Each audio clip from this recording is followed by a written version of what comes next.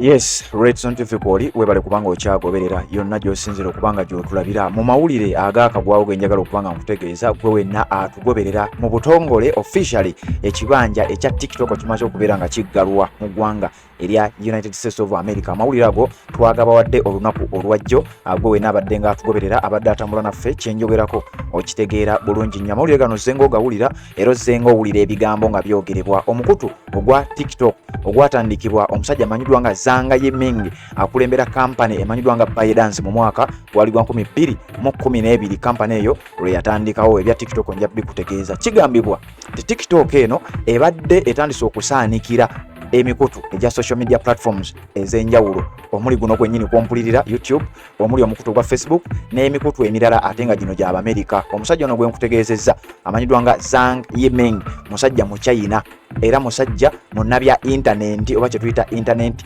entrepreneur. Kakati omusajja ono emabegakaawo yatwalibwako ne mu kooti, ensonga zaali mpanvu nnyo. Kakati wano wenjagala okubanga ate ntandikira okusinziira ku mikutu gy'amawulire egy'enjawulo olunaku olwajjo gyasibye gitegeeza abantu nti omukutu guno gukoma okukola ng'ennaku z'omwezi 18 omwezi ogwa January 2025. Bangi bakitutte ng'ekyokusaaga, bangi babirabye nga ebitagenda kubeera nga bisoboka. Zaagenza okuwera ssaawa 6 ogw'ekiro officially TikTok n'eba ng'eva ku mpewo.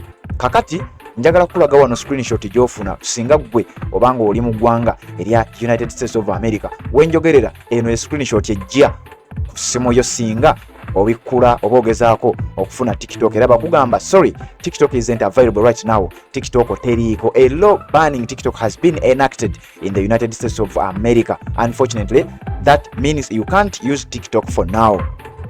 TikTok ebaningiddwa, etteeka lyayisibwa era tosobola kubeera nga okkirizibwa oba okulaba nga ofuna kibanja kino ekya TikTok. Okusinziira ku mukutu gw'amawulire ogumanyiddwa nga NBC News nga bagamba TikTok was not available for users in the United States of America on Saturday as a ban on the popular social media platform officially went into effect.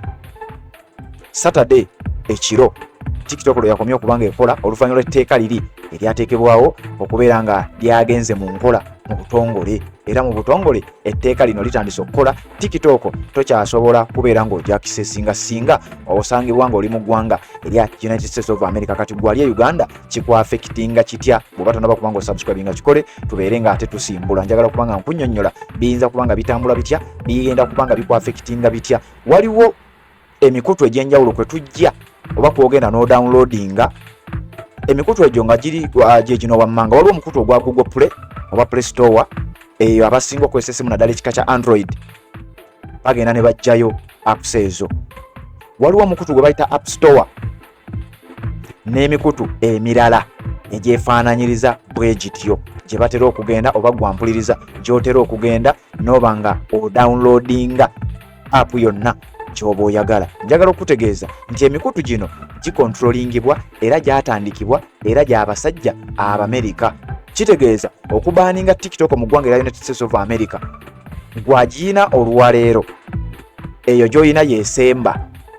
Bw'oba ofunye omuntu asobola ogikusindikira ojja kuba osobola okugifuna. Bw'oba tofunye muntu asobola gikusindikira via Zenda, Bluetooth oba enkola yonna ojja kuba tokyasobola kugenda ku Play Store oba ku App Store kubeera ng'odownloadinga TikTok eyo okubeera ng'ogifuna otandika okubeera ng'ogikozesa. Nga bwe nkugambye ti gino emikutu nagyo gy'Abamerika. Era bwe tugendako ku mukutu guno ogumanyiddwa nga Google Play oba Play Store oba Google Play Store nga mu kusooka baaguwa erinnya lye baali bayita Android Market. Omukutu guno gwatandikibwa, njagala okubanga nkutegeeza omukutu guno ebyafaayo byagwo ebitonotono. Kigambibwa nti guno gwe mukutu oguggyibwako apps ez'enjawulo ezikozesebwa era nga it serves as the official app store for certified devices running on the Android operating system and its derivatives. Mwe abakozesa essimu zonna nga zigwa mu kika kino Android oba essimu zonna nga America yeziproducing oba nga yezitudistributingira ojja kuba tokyasobola kugenda ku Play Store kubeera ng'odownloadingayo TikTok. Bw'oba osobola okufuna omuntu agikusindikira era mu bufunze mu bbanga si ddene ojja kuba tokyasobola kugenda kubeera ng'odownloadinga TikTok kuba ejja kuba tekyaliwo. Ekimu ku bigendererwa ebirowoozebwa okubanga bibireetedde TikTok eno okubanga eggalibwawo nga bwe nkugambye nti ebadde yasaanikira emikutu gy'amawulire platforms ez'enjawulo ez'Abamerika omuli Facebook nga nannyiniyo musajja mu America amanyiddwa nga Mark Zuckerberg, omuli omukutu ogwa YouTube n'emikutu emirala. Kati eggwanga lya America mabega kawo lyagezaako okulaba nga ligula omukutu guno babeere nga baguzza mu mikono gyabwe, nga bo bagamba nti eggwanga lya China lyeyambisa omusajja ono nannyini mukutu guno oba nannyini kampani eno ekwasaganya omukutu guno nga bwe nkugambye nti ku myaka gye 41 egy'obukulu omusajja amanyiddwa nga Zhang Yiming yazaalibwa ngenda ku mwezi 1 mwezi gwa 1983 mu ggwanga erya China mu kibuga kye bayita Fujian gye yazaalibwa. Kakati omukulu ono ye yatandika kampani emanyiddwa nga ByteDance. Eno ByteDance ye yatandika mu mwaka gwa 12 omwaka gwa 2012 kigambibwa nti yatandika okugenda nga ekwasaganya ensonga empola era TikTok nayo nejja into effect mu mwaka agwenja okuba nga nkutegeeza. Kigambibwa nti mu mwezi ogwa November ngena kuzo mwezi 4 omwaka gwa 2021 yassa wansi ebikolera n'abeera nga takyali CEO owa ByteDance era obuyinza n'abuwaayo mwezi ogwokutaano mwaka gwa 2021. Wabula kigambibwa nti omukulu ono yasigaza ebitundu 5 ku 10 ebya kampani eno era TikTok n'afuuka y'omu ku basajja abakyasinza obugagga ku nsi eno. Mu ggwanga erya China omukulu ono Zhang Yiming yasinga obugagga mu bannansi b'eggwanga erya China. Wano nga bagamba okusinziira ku mukutu gwa NBC News, TikTok greeted users opening the app Saturday night with a message, sorry, TikTok isn't available right now. Yeri screenshot gyenkulaze nti kakati bwali mu ggwanga erya United States of America bwogezaako okwagala okwakisesinga TikTok, kino kye bakulaga.